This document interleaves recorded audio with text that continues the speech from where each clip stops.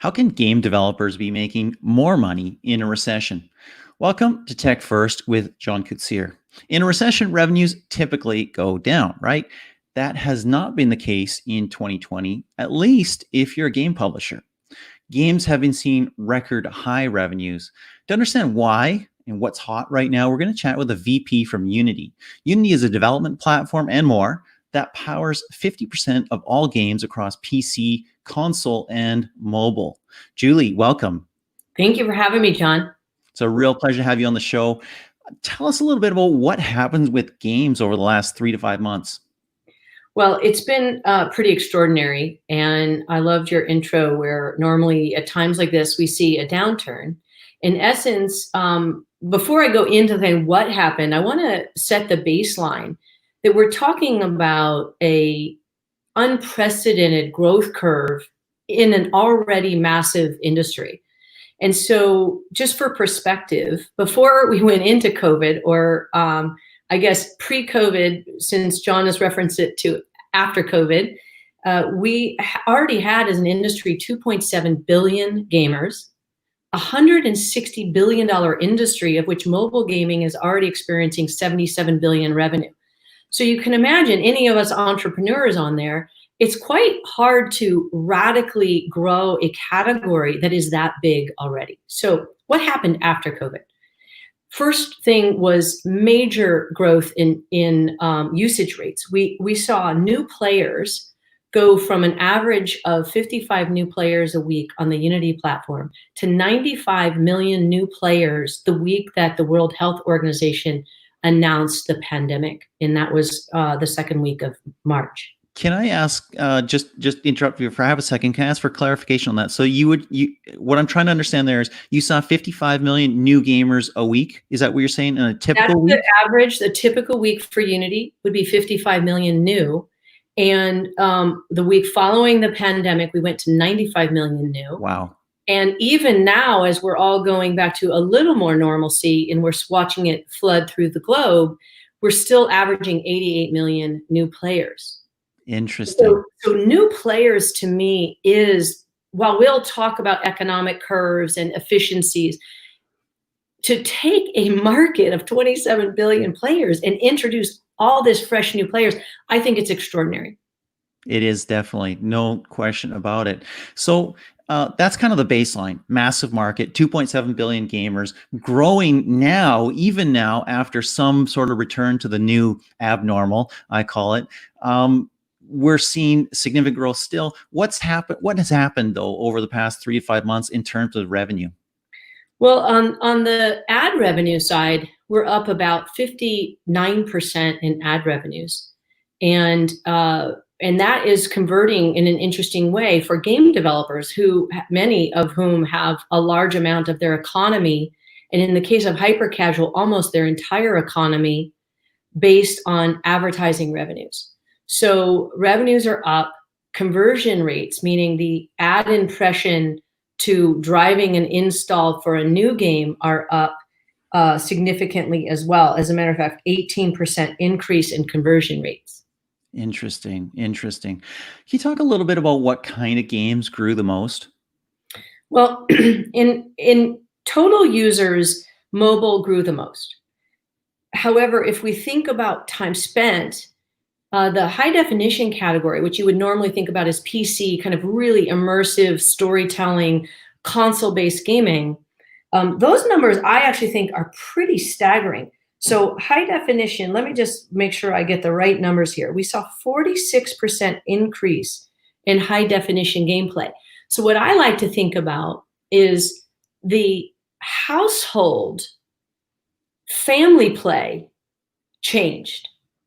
And so while mobile gaming tends to be a more isolated one-person play, the household was like, hey, grab a second controller, let's dive in.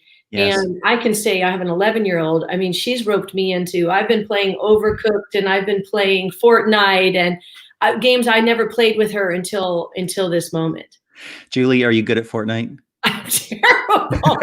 I'm terrible, and I get a lot of trash talk from my 11-year-old, but it's quite fun. I would get so much trash talk. I would suck so horrifically. I would say, "Where is my keyboard and mouse?" I would do okay with that.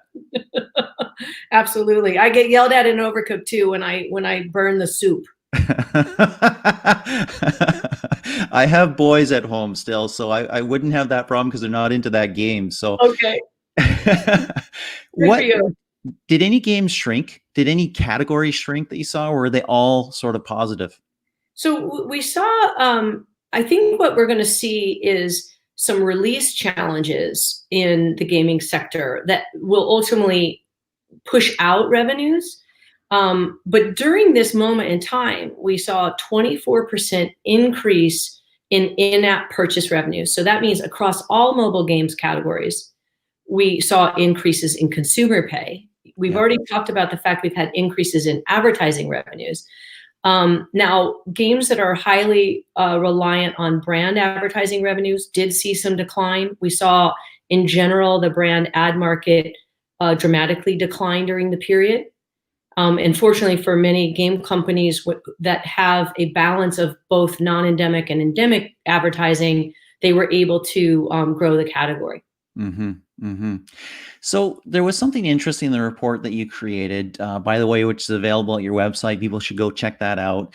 Weekends and weekdays kind of flipped. Can you explain that? Well, that's a really interesting phenomenon as well, because what we generally see is a pretty dramatic.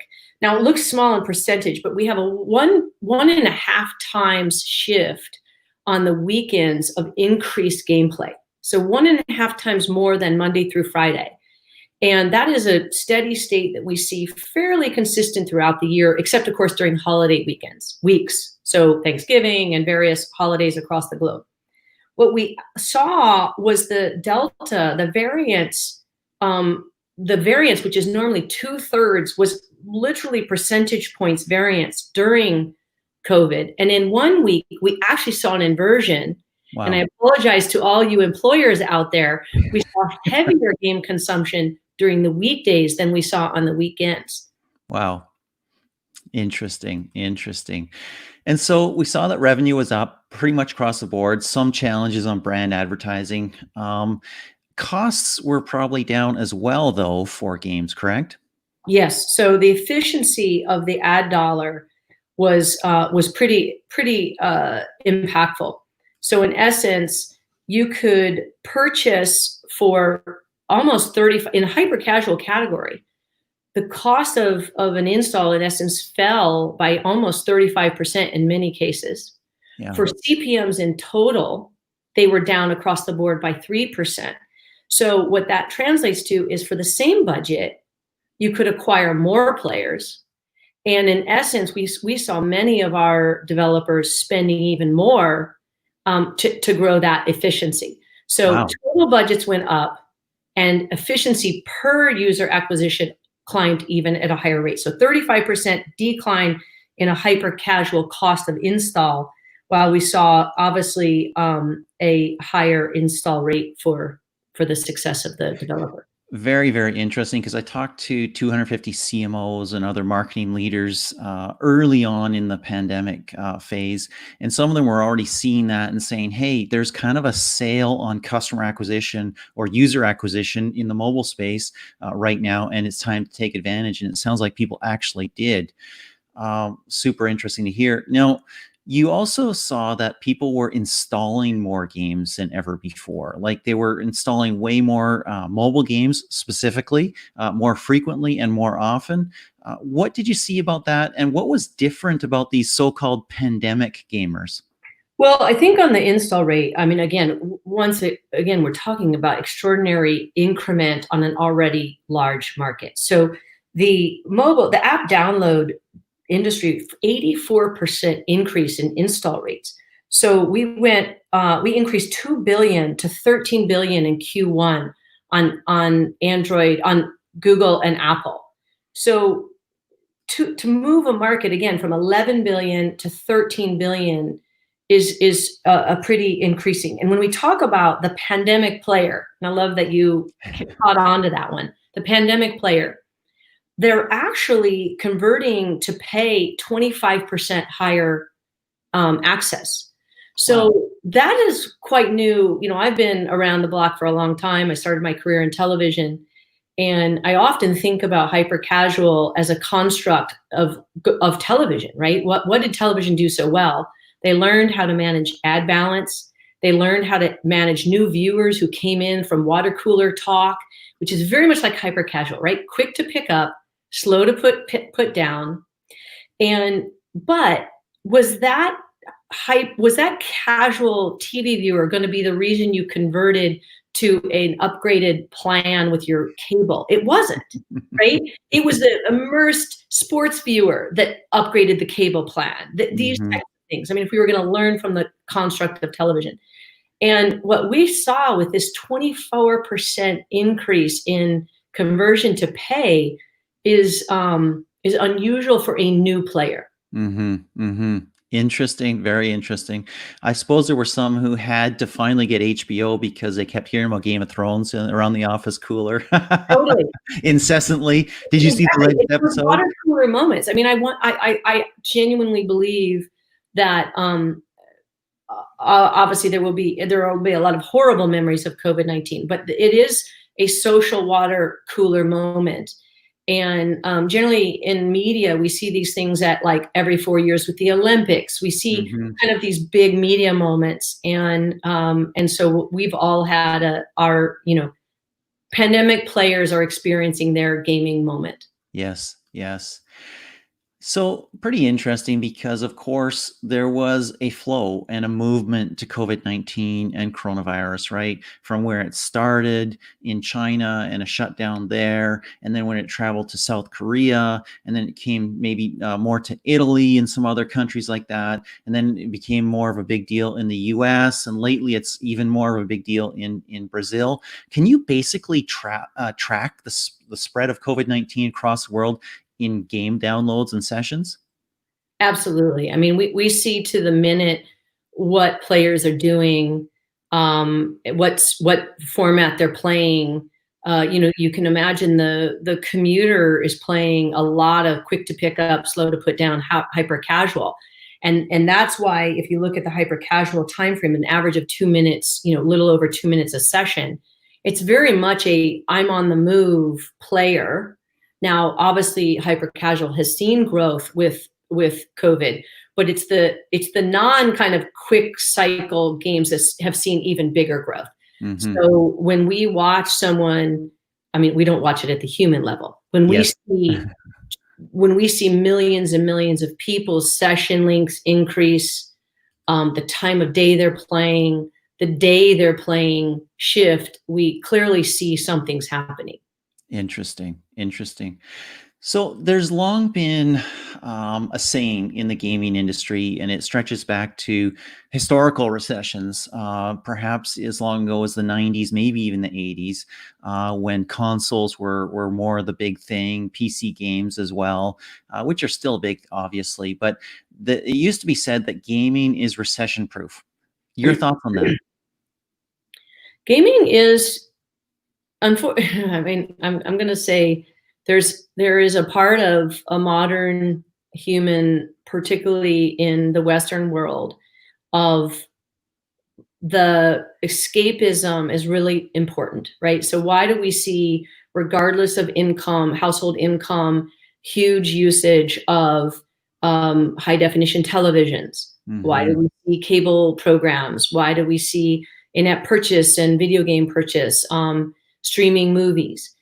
So the importance of that in the psyche of the human condition has become very real.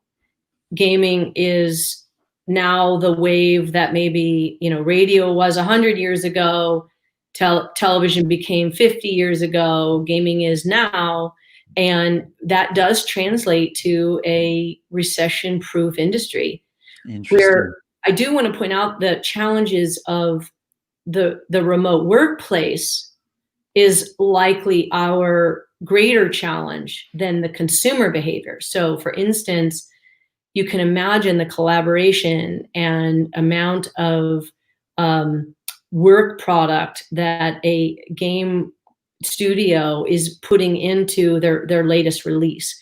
So I Hmm. do think we will see, again, it's not a reduction in revenues. We're going to see some shifting of revenues this year, because we don't quite know how teams will respond to getting those games out in the same time frame they used to. Yeah, yeah, understandable, understandable. And I guess the one question on my mind is ad revenue. If the economy as a whole goes down, and ad revenue has become such a big part of gaming, especially on the mobile side, if we see a decrease in that, that could have challenges. But as you mentioned, that's offset by a lower cost of user acquisition, Mhm. customer acquisition, and so perhaps that's going to be a wash.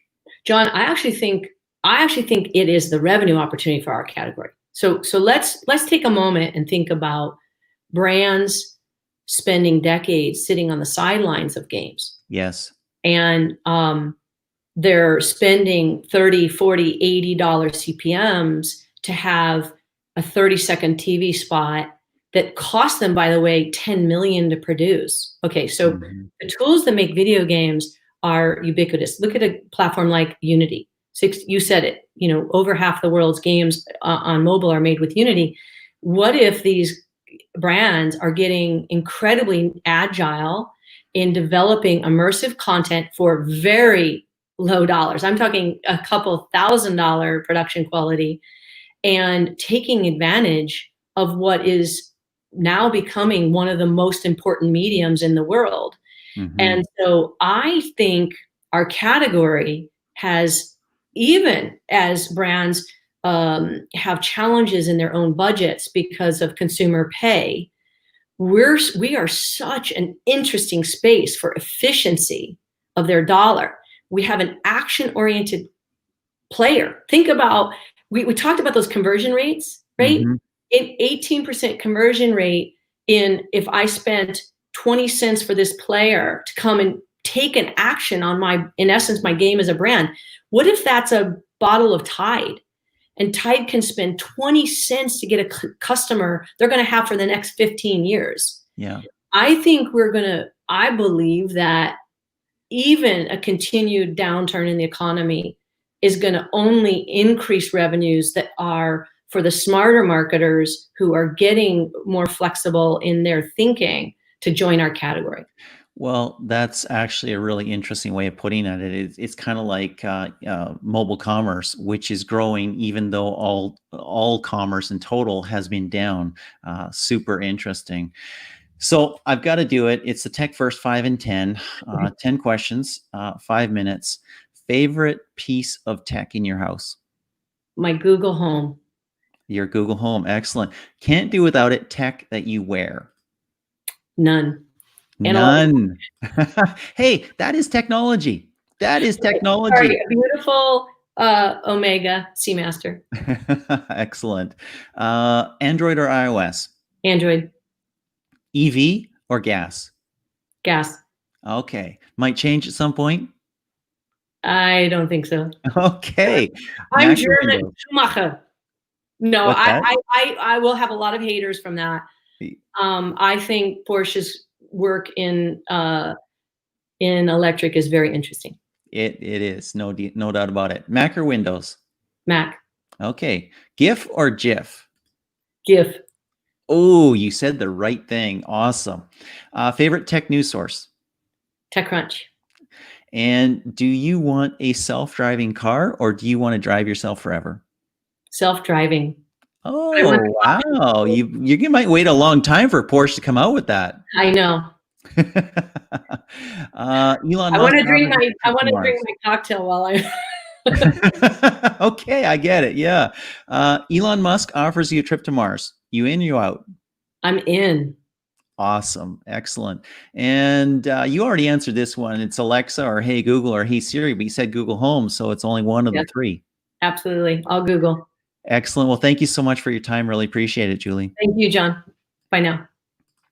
Thank you so much for joining us on Tech First. My name is John Kutsier. I appreciate you being along for the ride. Whatever platform you're on, please like, subscribe, share, comment, all the above. If you're on the podcast later on, hey, like it, rate it, review it. That would be a massive help. Thanks. Until next time, this is John Kutsier with Tech First.